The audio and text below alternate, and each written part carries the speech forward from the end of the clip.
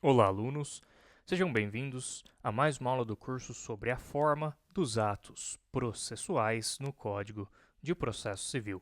Na aula de hoje, estudaremos o artigo 200, tanto o seu caput quanto o seu parágrafo único.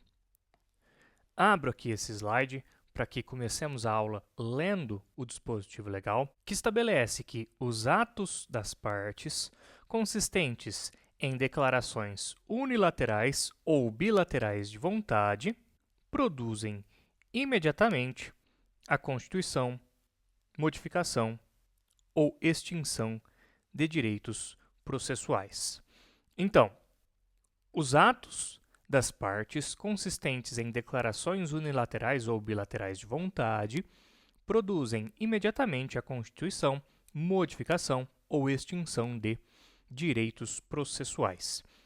Vamos então passar a explicação desse caput. Posteriormente, nós avançamos ao parágrafo único. Primeira coisa que eu quero destacar aqui para vocês é o seguinte: nós já vimos aqui no curso a diferença entre um ato unilateral, bilateral ou plurilateral. Os atos unilaterais, revisando então, são aqueles que dependem da vontade de apenas uma das partes.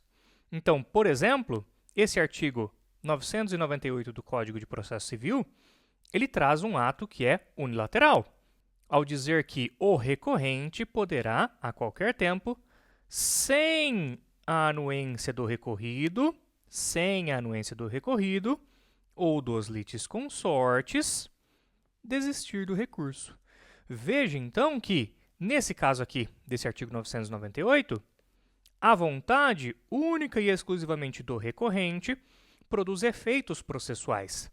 Esse é um ato unilateral. Já na letra B, coloquei aqui para vocês os atos bilaterais, que são aqueles atos que têm o quê? Duas vontades. Um exemplo é o artigo 471 do Código de Processo Civil, que estabelece que as partes podem, de comum acordo, escolher o perito, indicando-o mediante requerimento. Então, vejam aqui que as partes, no plural, fazem alguma coisa de comum acordo, no caso aqui a escolha do perito. Como nós temos a vontade de ambas as partes, nós temos um ato bilateral. E por fim, eu destaquei aqui para vocês que também existem os atos plurilaterais, nós já vimos. Plurilaterais porque eles têm o quê? Mais do que duas vontades, ok? E um exemplo que nós já estudamos no curso, esse artigo 191, é justamente o calendário processual, porque ele tem a vontade do juiz e também das partes, ok? O que está sendo dito aqui nesse artigo 200? Está sendo dito que os atos das partes, consistentes em declarações unilaterais ou bilaterais de vontade, produzem imediatamente a constituição, modificação ou extinção de direitos processuais. E isso demonstra para nós que, em regra, os atos processuais das partes produzem efeitos imediatamente.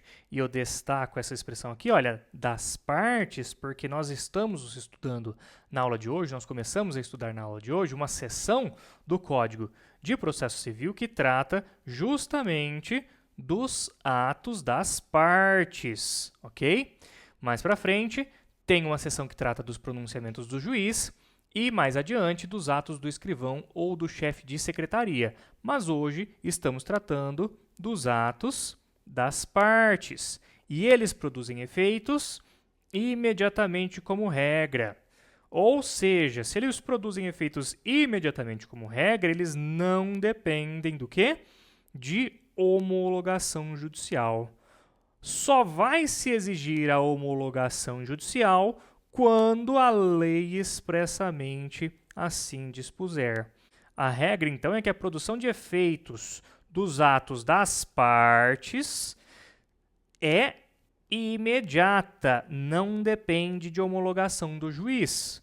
A exceção é que a lei pode prever a necessidade de homologação.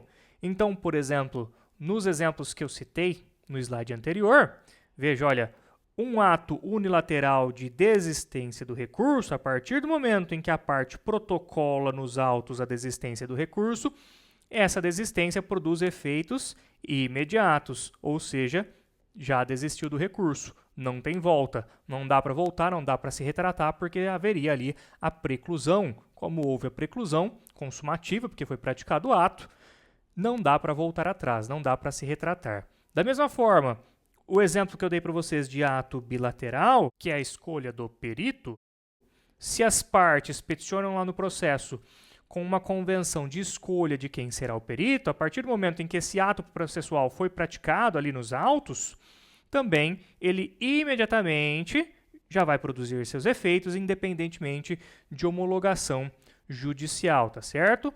A homologação judicial só é exigida quando a lei expressamente exigir, tá bom? Quando a lei expressamente prever essa necessidade. No slide anterior eu citei para vocês que também existem atos plurilaterais, não é mesmo? Os atos plurilaterais, eles não são só das partes, né? Eles dependem também de outra pessoa, que em regra é o juiz. Os atos plurilaterais, no momento em que todas as partes que tiverem que manifestar a vontade manifestarem sua vontade, no momento em que isso ocorrer, eles também produzirão seus efeitos de imediato, mas eles dependem, vamos ressaltar aqui, da manifestação de todos os indivíduos que a lei exige. No momento em que todos se manifestarem, por exemplo, no calendário processual, no momento em que convergir a vontade do juiz e das partes, nesse momento aí, o calendário processual passará a produzir os seus efeitos, tá certo? Mas é importante destacar aqui que esse artigo 200 ele só menciona os unilaterais e os bilaterais, justamente também porque os unilaterais e os bilaterais são atos praticados ali só pelas partes mesmo. Mas também tenham em mente que nos plurilaterais, o momento em que a vontade de todos convergir, nesse momento o ato está perfeito e vai produzir imediatamente os seus efeitos. E agora, para finalizar a aula, nós estudaremos o parágrafo único desse artigo 200. Diz ele que a desistência da ação só produzirá efeitos após homologação judicial. Então, a desistência da ação só produzirá efeitos após o quê? Homologação judicial. Pessoal, nós verificamos que esse dispositivo aqui é muito básico, né? É muito direto. Ele está tratando justamente de uma exceção. Ensinei no slide anterior para vocês que a regra é que não precisa de homologação judicial. Quando a lei exigir homologação judicial, aí sim tem homologação. Aí é uma exceção. E justamente a desistência da ação é uma exceção. E olha, isso aqui é bom para cair em prova, viu? Exceção é bom para cair em prova. Então, guardem isso. Desistência da ação só produz efeitos após a homologação judicial. Eu trouxe para vocês uma situação hipotética interessante. Imagine que a parte protocola ao pedido de desistência da ação e antes de o juiz homologar o pedido, a parte se arrepende, peticionando imediatamente uma retratação. Então, a parte tinha protocolado nos autos um pedido de desistência da ação, mas ela se arrepende e antes do juiz homologar a desistência, a parte vai lá e peticiona uma retratação. No caso, o processo ele deve continuar ou o juiz deve extingui-lo homologando aquela desistência inicial? Porque nós verificamos que a desistência ela só vai produzir efeitos depois da homologação. E aí, será que é possível a retratação?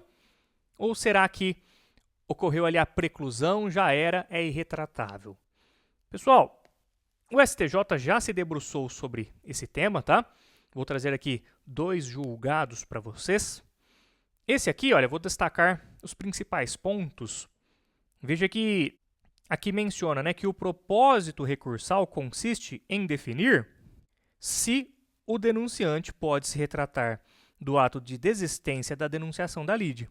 E no item 4 aqui, nós verificamos que foi mencionado aqui no julgado, olha, a denunciação da lide é uma ação de regresso que tramita em conjunto com a ação principal. Então, será que é possível desistir dessa ação, depois, antes do juiz homologar a desistência da denunciação da lide, que é uma ação de regresso que tramita em conjunto com a ação principal? Será que eu posso me retratar da desistência? Considerando que a denunciação da lide tem natureza de ação, deve-se observar o disposto no artigo 200, parágrafo único do Código de Processo Civil, segundo o qual a desistência da ação só produzirá efeitos após homologação judicial. Assim, é permitido ao denunciante retratar-se do ato de desistência antes da decisão homologatória, circunstância em que a denunciação da lide terá prosseguimento. Então, nós temos aqui um caso em que a recorrente manifestou sua intenção de desistir da denunciação da lide, mas retratou-se antes da homologação judicial. Consequentemente, a litis denunciada deve ser mantida no processo. Olha só, então foi acolhida a tese da regularidade da retratação do ato de desistência da denunciação da lide. Então, o que o STJ entendeu nesse caso aqui, nesse julgamento, é que, considerando que ainda não tinha ocorrido a homologação judicial, era sim possível a retratação da parte. Então, ela peticionou a tempo uma retratação e aí o juiz desconsidera aquele pedido de desistência inicial e o processo continua regularmente. Nesse julgado aqui, o entendimento foi o mesmo. É um julgado um pouco mais antigo e sob a égide do Código de Processo Civil anterior, mas aplica o mesmo entendimento.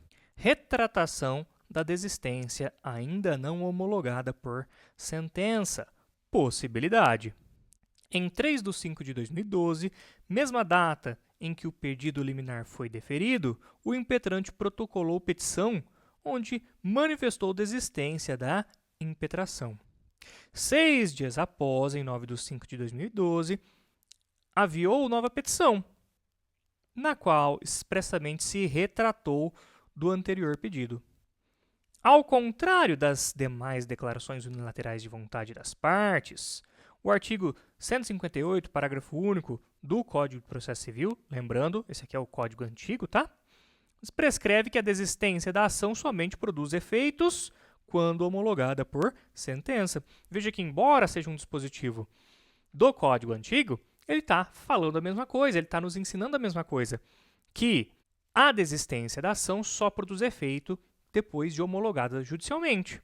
Aí o STJ conclui que, na circunstância acima narrada, portanto, admite-se a retratação da desistência manifestada. Entendeu, pessoal? Então, segundo o entendimento aqui do STJ, nesses dois julgados, é possível sim a retratação da desistência da ação, desde que ainda não tenha sido homologada judicialmente. Porque se já homologou judicialmente, aí produzirá seus efeitos. Então, nos atos em geral, não é necessária a homologação judicial. A partir do momento em que o ato foi praticado e teve a vontade de todas as pessoas que deveriam ali estar presentes, que deveriam manifestar sua vontade, a partir do momento em que todos manifestaram sua vontade, o ato de imediato já produz seus efeitos. Por outro lado, se a lei exigir a homologação judicial, neste caso, o ato não produz seus efeitos imediatamente, mas só produzirá efeitos no momento em que o juiz o homologar. Ok? Espero que vocês tenham gostado da aula. Por favor, deixem o curtir nos vídeos, compartilhem com os amigos e nos vemos na próxima aula.